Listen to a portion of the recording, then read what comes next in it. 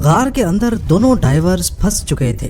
Exit کے راستے پر ملبہ گر چکا تھا۔ ویزیبلٹی اتنی تھی کہ ان کو اپنے ہاتھ بھی صحیح سے نظر نہیں آ رہے تھے، اور اب ان دونوں کے پاس صرف چند منٹ کا آکسیجن بچا تھا۔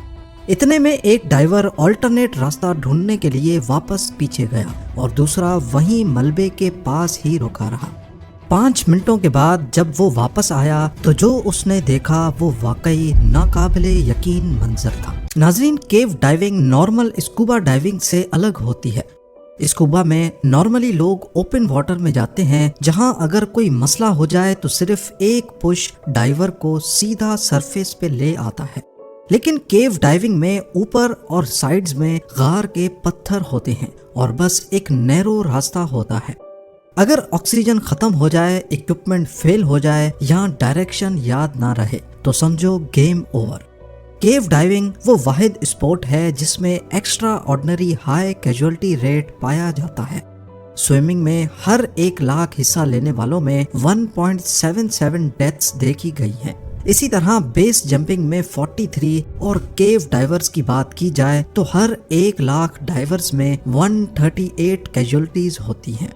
ہر سال دنیا بھر میں 25 سے 30 ڈائیورز اس اسپورٹ میں دم توڑ دیتے ہیں، اور یہ چھوٹا نمبر اس لیے ہے کیونکہ کیو ڈائیونگ کرنے والے لوگ ہی کم ہیں۔ فلوریڈا میں موجود شرلاک اسپرنگز ایک میز کی طرح ہے جہاں کچھ ٹنلز ڈیڈ اینڈ ہوتے ہیں اور کچھ ڈائریکٹ موت کی طرف لے کے جاتے ہیں۔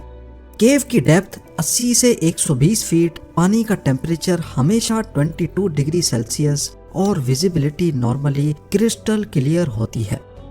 17 نومبر 1991 صبح کا وقت تھا، موسم خوشگوار اور ہلکی ہلکی دھوپ پانی کے اوپر چمک رہی تھی۔ WKPP یعنی Woodville karst plain project کے کچھ پروفیشنل کیو ڈائیورز ایک مشن پر نکلے تھے۔ ان کا مقصد تھا کہ غار کے نئے راستے ایکسپلور کیے جائیں اور ان کا میپ تیار کیا جائے۔ ان ڈائیورز میں 2 نئے ڈائیورز بھی شامل تھے، بل اور پارکر۔ دونوں دوست تھے اور ایڈونچر کا جنون ان کے سر پر سوار تھا۔ ان کے لیے یہ صرف ایک ڈائیو نہیں بلکہ اپنی حدوں کو توڑ کر ایک نیا ریکارڈ بنانے کا چانس تھا۔ پر انہیں کیا معلوم تھا کہ یہ سفر ان کی زندگی کا سب سے بڑا امتحان بننے والا ہے۔ شرلاک اسپرنگز کا نام سنتے ہی زیادہ لوگ ایک چھوٹے سے تالاب کا تصور کرتے ہیں، کیونکہ اوپر سے یہ بس 56 میٹرز کے گول چشمے کی طرح لگتا ہے جس کی گہرائی صرف 9 میٹرز ہے، لیکن اصل کہانی اس کے نیچے چھپی ہے۔ ایک ایسا لائم سٹون کیو سسٹم جو 91 میٹرز تک ڈیپ ہے۔ ٹنلز، چیمبرز اور اندر کے راستے انسان کو ایک اور دنیا کا احساس دلاتے ہیں۔ یہ کیو وکولا کیو سسٹم کا حصہ ہے جو دنیا کے سب سے بڑے انڈر واٹر کیو نیٹ ورکس میں سے ایک مانا جاتا ہے۔ انٹرنس سے شروع ہوتا ہے ایک تنگ راستہ جسے اسکارس ریسٹرکشن زون کہا جاتا ہے۔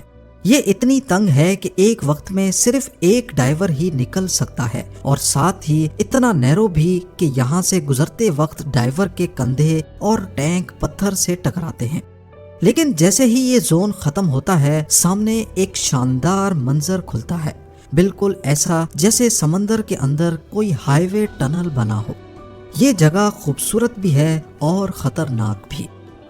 اس دن WKPP کی ٹیم نے اپنے مشن کے لیے ڈائیورز کو 4 گروپس میں ڈیوائیڈ کیا۔ سب کی ذمہ داریاں الگ الگ تھیں تاکہ ایک بھی غلطی نہ ہو سکے۔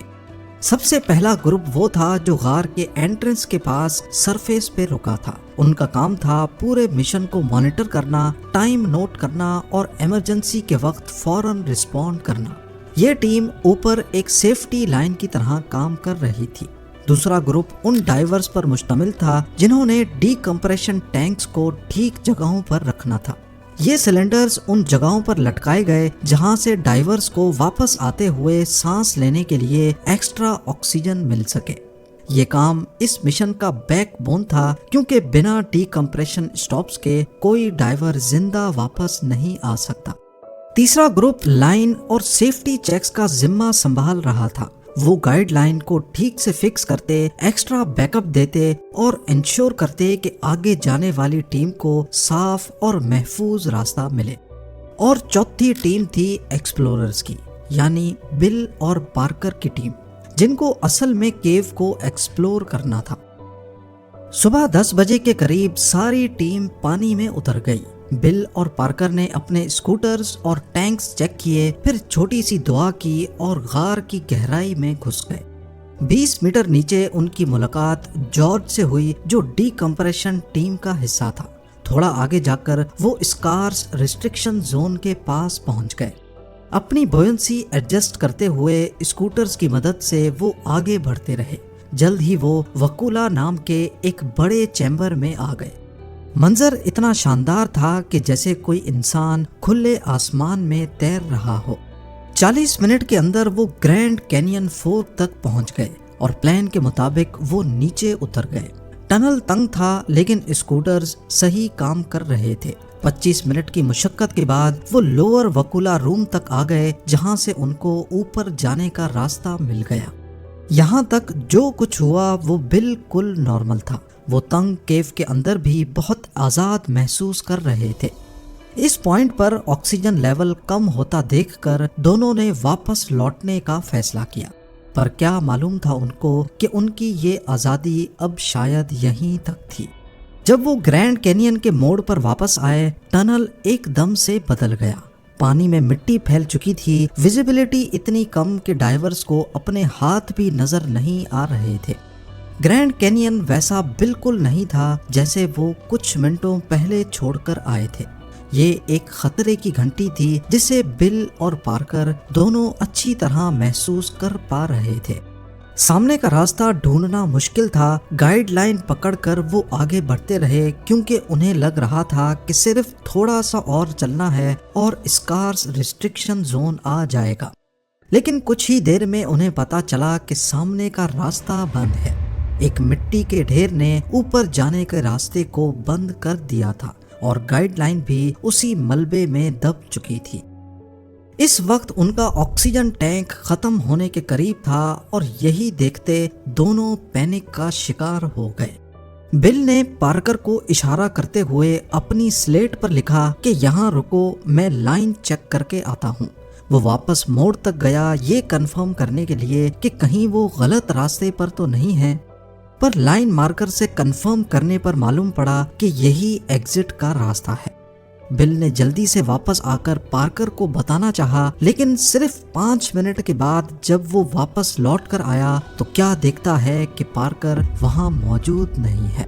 اندھیری غار میں بل اب خوف زدہ ہو چکا تھا۔ اس نے ٹارچز سے چاروں طرف دیکھا، پر مٹی کے بادل میں پارکر کا کوئی نام و نشان نہیں تھا۔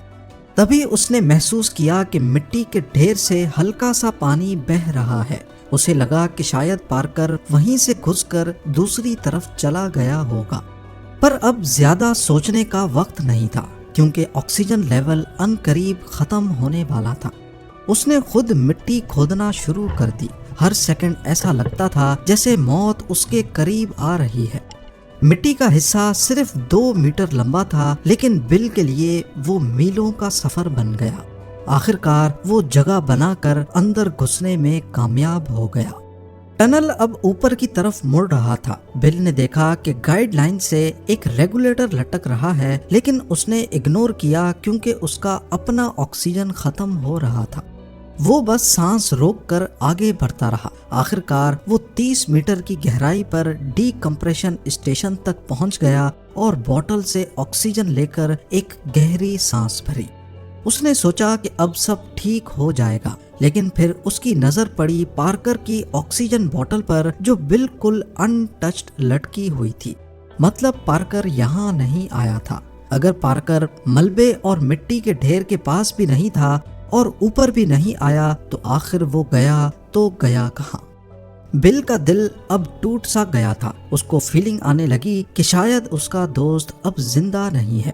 اس وقت ڈی کمپریشن ٹیم کا ممبر جارج نیچے آیا۔ بل نے سلیٹ پر لکھ کر اسے بتایا کہ پارکر شاید مر گیا ہے، جس پر جارج نے بل کو اوپر لانے کی کوشش کی، لیکن بل اتنا صدمے میں تھا کہ وہ پارکر کے بغیر واپس اوپر نہیں جانا چاہتا تھا۔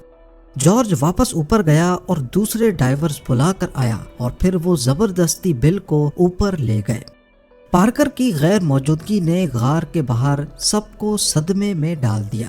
ڈائیورز نے دوبارہ کیو میں جا کر دیکھا، پر جس اسپاٹ پر وہ غائب ہوا تھا وہاں اس کا کوئی نام و نشان نہیں تھا۔ ان کو صرف اس کا ریگولیٹر اور سلنڈر ملا جو الگ پڑا ہوا تھا۔ اگلی صبح پارکر کی لاش غار کے اوپر کے حصے میں ملی، جس سے پتا چلا کہ اس نے اپنے گیئر چھوڑ دیے تھے اور صرف ویٹ سوٹ پہنا ہوا تھا۔ پر آخر اس نے اپنا گیئر کیوں اتارا تھا؟ شاید اس نے سوچا تھا کہ بوینسی اسے اوپر لے جائے گی، لیکن وہ ڈی کمپریشن ٹینک سے صرف چند میٹر دور بے ہوش ہو گیا اور وہیں اس نے دم توڑ دیا۔ اس واقعے کے کئی سالوں بعد سائنٹسٹ نے انویسٹیگیشن کی تو اصلی وجہ سامنے آ گئی۔ معلوم پڑا کہ جب ڈائیورز اندر جاتے وقت 20 میٹر کی گہرائی پر ڈی کمپریشن کر رہے تھے، ان کے ببلز کیو کی چھت کے نیچے جمع ہوتے رہے۔ یہ ببلز آہستہ آہستہ چھت پر بوینسی کا افیکٹ کم کرتے رہے، جس کی وجہ سے چھت کمزور پڑ گئی۔ جب جارج باہر نکلا تو پیچھے سے چھت کا حصہ ٹوٹ کر گر گیا۔ اس ٹوٹنے سے ایک لینڈ سلائیڈ ہوئی اور راستہ بلاک ہو گیا۔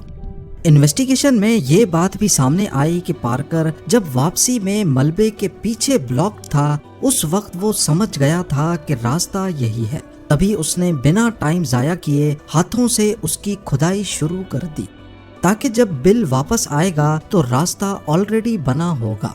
پر شاید اسی دوران اس کا آکسیجن کم ہوا اور اسے بل کو یہ بتانے کا موقع بھی نہیں ملا کہ میں نے تمہارے لیے راستہ بنا دیا ہے۔ اس دن اگر پارکر نے راستہ بنا کر اپنی جان کی قربانی نہ دی ہوتی تو شاید آج بل بھی اس ملبے کے پیچھے ہی دم توڑ دیتا۔